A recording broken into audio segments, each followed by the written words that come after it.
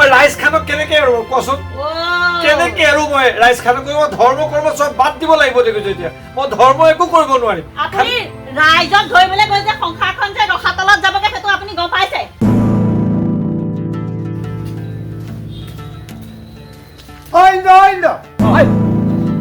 কলে যাও এইফালে যাওঁ মানে মই সেই ধৰ্মেশ্বৰ ঘৰলৈ গৈছিলো ধৰ্মেশ্বৰ ঘৰৰ পৰা আহিছো তাৰমানে তাৰ পৰা পইচা কেইটামান পাওঁ বুজিছনে নাই সি আজি মাতিছিলে কিন্তু মানুহটোতো ঘৰত নাই বুজিছনে সি মোক কৈছে তই আহ গৈ পালো ঘৰত নাই মানুহ নাই কলৈ গ'ল মই মানে এনেই গ'লো বুজিছনে ইমান বেয়া লাগিছে নহয় মোৰ হাতত এটাও পইচা নাই বোলে হাত বজাৰ কৰিবলৈ তাৰ পৰা পইচা কেইটামান পাওঁ সি আকৌ মাতিছিলে কিন্তু মানুহটো ঘৰত নাই হ'ব হ'ব ৰ এই গোবৰৰ ঘৰ যে নাম আজি গম পাও নে নাপাওঁ পাওঁ যদি পাওঁ তই এতিয়ালৈকে 11:30 বাজিব এতিয়ালৈকে তই ওলোৱা নাই কাৰণটো কি ধৰ্মেশ্বৰ ঘৰত ঘূৰি ফুৰিছগে নহয় পইচা কেইটা নহ'লেও নহয় দেচোন সেই পইচা কেইটা পাওঁ তাৰ পৰা হাত বজাৰটো কৰিবলৈ পইচা কেইটামান লাগে সি কেতিয়াবাই নিলে বুজিছনে আজি দিম কালি দিম আজি দিম বুলি ক'লে আজিও মানুহ ঘৰত খালি বুজিছ নাই ৰচোন তই আজি নামভাগ এৰি থৈ ধৰ্মেশ্বৰৰ ঘৰত সেই পইচা বিচাৰি ফুৰিছগে 11:30 বাজিল এতিয়া ভকত চব আহিল এতিয়া তই মইহে আছো এইখিনিত বুজিছ সি মাতিছিল কাৰণে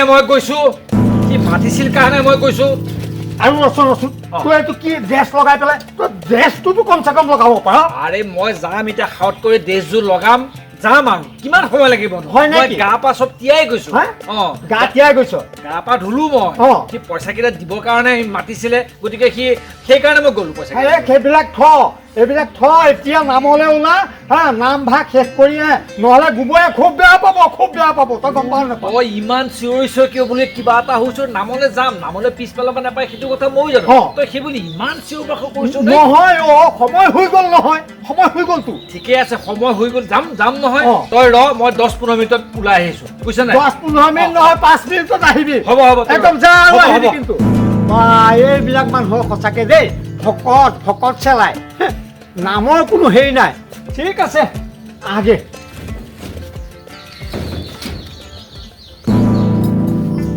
মা দেউতা ক'লে গ'ল দেউতাই এই খুৰা এজনৰ ওচৰলৈ গৈছে কিবা পইচা কেইটামান পাব বোলে সেই পইচা কেইটা আনিবলৈ গৈছে কি খাম এতিয়া ভিতৰত দেখোন একোৱেই নাই না চাউল আছে না দালি আছে এতিয়া কি কৰিম দেউতাই গৈছেহে পইচা আনিবলৈ সেই মানুহটোক সেয়া মোমায়েৰে ইমান কষ্ট কৰি কামটোত সোমোৱাই দিলে কৈ মেলি পেলাই হাতে ভৰিয়ে ধৰি সেই ফাৰ্মাচী মালিকক কৈ মেলি এতিয়া সেই ফাৰ্মাচীলৈ নাযায় মাজে মাজে নাযায় প্ৰায় নাযায় সকাম গাঁৱৰ সকামবোৰ খাব লাগিব যে ভাঙি ফুৰিব লাগিব ঘৰে ঘৰে আই সকামলৈও নেৰেকে কিনো হৈছে আৰু মানুহটো একে চবে বিচাৰিব মানুহটোৱে কামবোৰ এৰিব আচল কাম ঘৰুৱা কাম নকৰি পেলাই সেই ঘৰে ঘৰে সকাম ভাঙি ঘূৰি ফুৰে আজি আকৌ বোলে সেই গোবৰ খুৰাৰ ঘৰতো সকাম আছে হেনো সেই তালৈও মাতিছে এতিয়া আজিও কামলৈ নগ'ল এতিয়া আকৌ সেয়া সেই ধৰ্মেশ্বৰৰ ঘৰৰ পৰা পইচা আনিলেহে বোলে মই পইচা পালে আজি আহোঁতে চাউল দালি এইবিলাক যি য'ত লাগে মই লৈ আহিম তুমি চিন্তা কৰিব নালাগে মই বোলো নহয় ছোৱালীজনী আমি বাৰু ভোকত থাকিম ছোৱালীজনীয়েতো নোখোৱাকৈ থাকিব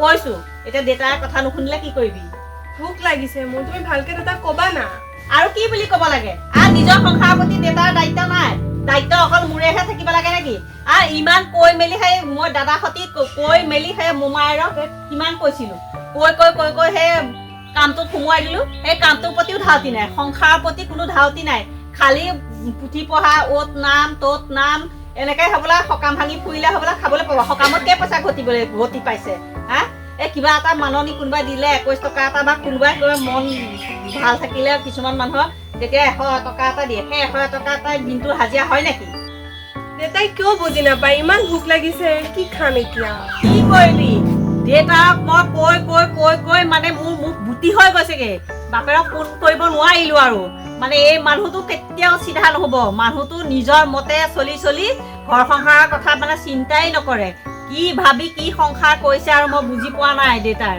গম পাইছ কিবা এটা কাম পাইছে বা সেইটোকে অকণ ভালকে কৰোঁ সেইটোকে কৰিলেতো খাবলৈ হয় দুবেলা দুমুঠি ভালকে খাবলৈ পাৰোঁ এজনী ছোৱালী আছে বা মোৰ কথাটো বাদেই দিছোঁ উঠি অহা এজনী ছোৱালী আছে সেই ছোৱালীজনীতো পেটৰ কথা চিন্তা কৰিব লাগে টকা পইচা সাঁচতীয়া কথা চিন্তা নাই কিবা এটা সাঁচিম ৰাখিম খাম সেইটো কোনো চিন্তা নাই খালি নিজৰ মতেই চলিব মানুহটো যি কৰে কৰি থাকক মোৰ আৰু এতিয়া মানে এইবিলাকত মোৰ মাথা মানে নষ্ট নকৰোঁ আৰু যা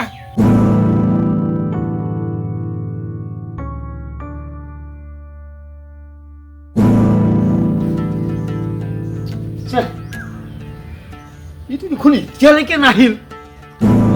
না না না, নামলৈ দেৰি হ'ব, মই আগবাঢ়ি যোৱাই ভাল।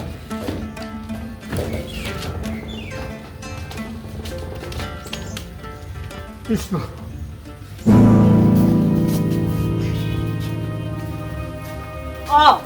এই মানুহ এইটো সেই ৰাতিপুৱাই গৈছে, এই কাতিমহীয়া বেলি হোৱাহেঁতেন এফাল গ'লহেঁতেন। আপুনি সেই তেতিয়াই গৈ পেলাই এতিয়া আহিছে। ঘৰৰ যে চৌকা জ্বলিব নজ্বলিব সেই কথাটো নাই, ছোৱালীজনী যে কি খাব নাখাব সেইটো চিন্তা নাই।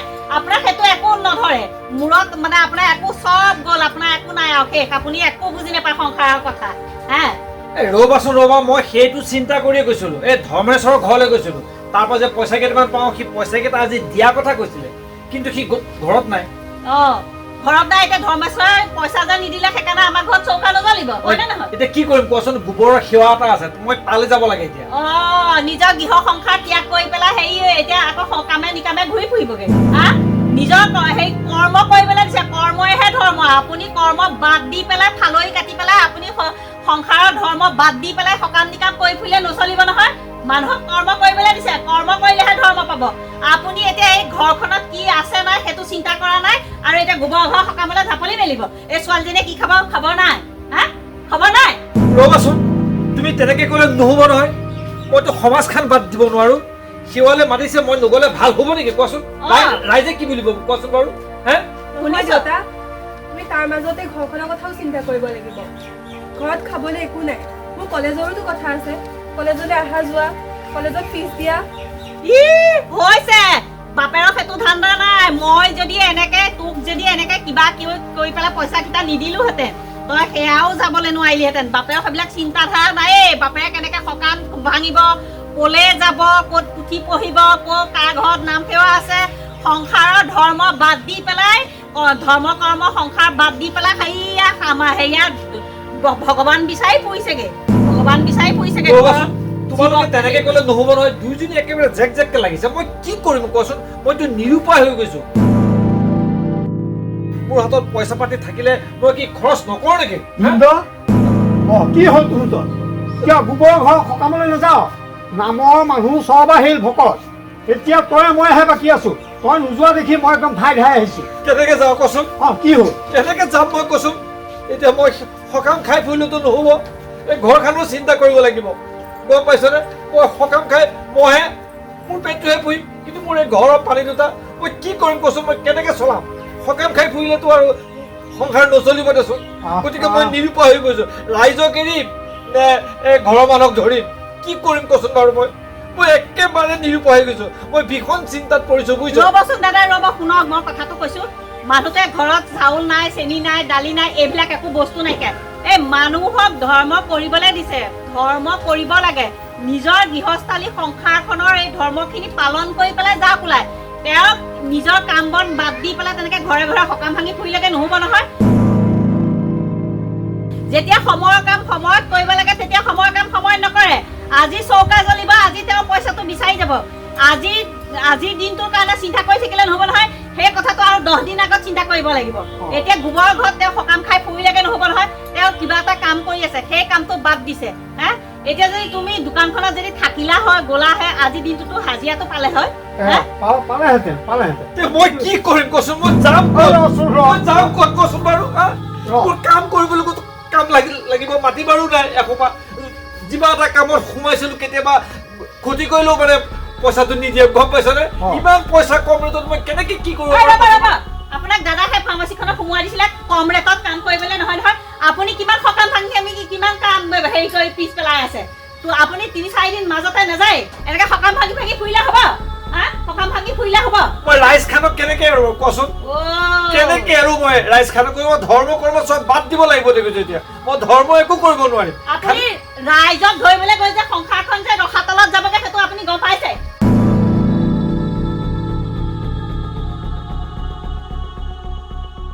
মই এতিয়া কি কৰিম বাৰু কচোন? মই ধৰ্মৰ কামত ওলাই যাম নে ঘৰ সংসাৰ চলাম? মই যে একে নিৰুপায় হৈ পৰিছো। মোৰ কোনো ৰাস্তা নাইকিয়া হৈছে। হয় ঘৰ ধৰিব লাগিব, নহয় সমাজ সেৱা কাম বাদ দিব লাগিব। যিকোনো মই দুটাৰ এটাহে কৰিব লাগিব। গতিকে মই একেবাৰে ভাগি পৰিছো। কি কৰিম, ক'লে যাম, মই নিজেই ক'ব নোৱাৰা হৈছো।